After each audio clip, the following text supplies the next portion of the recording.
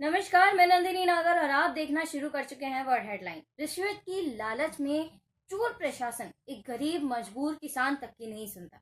Video में आप जिस महिला को देख रहे हैं वो आईएएस डॉक्टर दीक्षा जोशी हैं। फिलहाल मेरठ में एसडीएम हैं। इनके पैरों के पास बैठे व्यक्ति का नाम राजीव है। ये एक मजबूर और गरीब किसान है।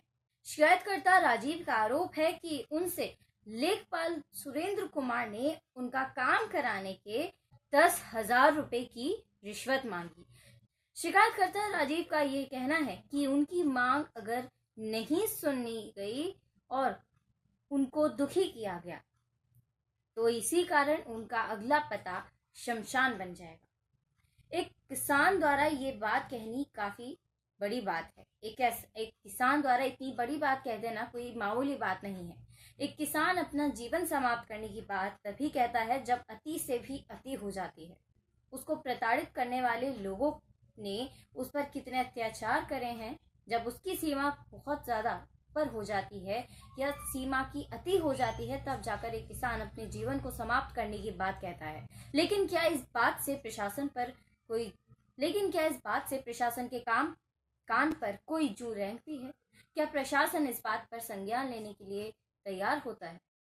ये तो देखना बाकी है।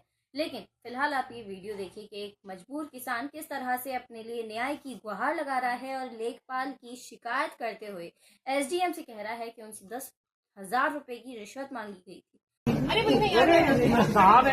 पता मुझे बहन जी है, भाई बहन है, सच्चाई है। 2/3 ये वो करेगा पटवारी हमें बोलो तो फाइल किस कोर्ट में है? फाइल एसडीएम साहब की कोर्ट में है। ठीक है, प्लीज देख लो आप सच्चाई कागज देख लो, जो सच्चाई साथ ही आजाद समाज पार्टी के कुछ कार्यकर्ताओं का एक वीडियो भी आज वायरल हुआ है जिसमें वो कुछ नारे लगाते हुए भी नजर आ रहे हैं। उस वीडियो में वो नारे लगा रहे हैं जय भीम के, भारत माता की जय के, और साथ ही उनका कहना भी है कि हम जब जय भीम के नारे लगा सकते हैं, भारत माता के नारे लगा सकते हैं, तो हम आई लव मोहम्मद के भी नारे लगा सकते हैं। हम एक हिंदुस्तानी हैं और हमारी न जाने कितनी ऐसी परिस्थितियां आई हैं, कितने ऐसे संकट आए हैं जिसमें मुस्लिम लोगों ने हमारी मदद की है, और इसी मदद के बदले वो कोई भी नारे लगा सकते हैं। और अगर इस बात के बाद किसी को कुछ उखाड़ना हो तो वो उखाड़ ले। बोलते हैं I love Mohammad, I love Mohammad. उखाड़ लो जिसको जो उखाड़ना है। जब हम जय भीम बोल सकते हैं, जय माता दी बोल सकते हैं, जय भारत माता बोल सकते हैं, तो आई लव मोहम्मद भी बोल सकते हैं, क्योंकि मुसलमान समाज हमारे साथ कंधे से कंधा मिला करके खड़ा हुआ है। हम केवल जय भीम का नारा लगाते हैं, तो आई लव मोहम्मद क्यों नहीं कह सकते? क्या उनके महापुरुष हमारे महापुरुष से अलग हैं? क्या उनका कोई मान सम्मान नहीं है? क्या वो अपनी सेल्फ रिस्पेक्ट नहीं रखते?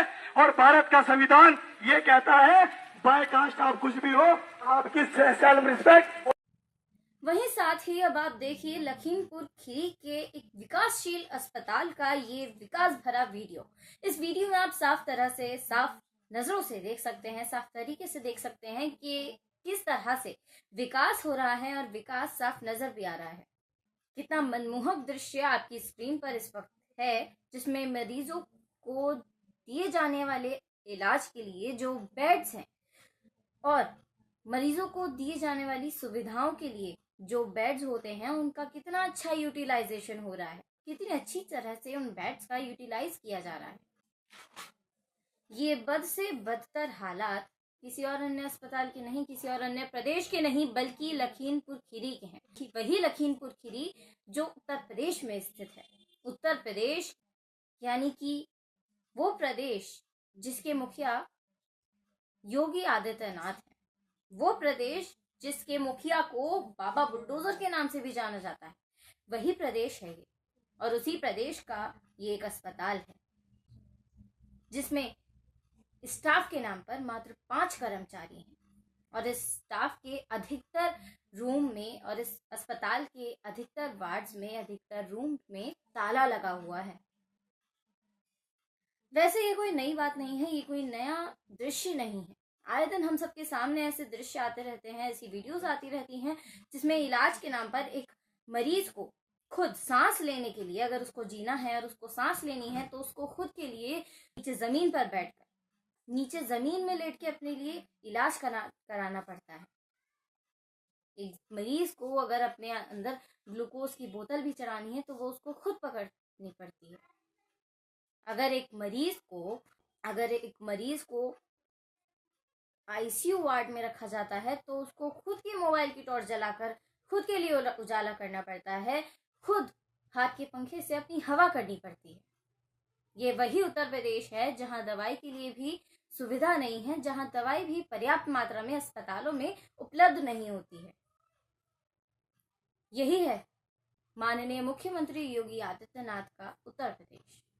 यहाँ की स्वास्थ्य व्यवस्थाएं पूरे देश में बड़ी ही फेमस हैं, बड़ी ही मशहूर हैं, लेकिन शायद यही स्वास्थ्य व्यवस्थाएं हमारे मुखिया योगी आदित्यनाथ तक नहीं पहुंचती।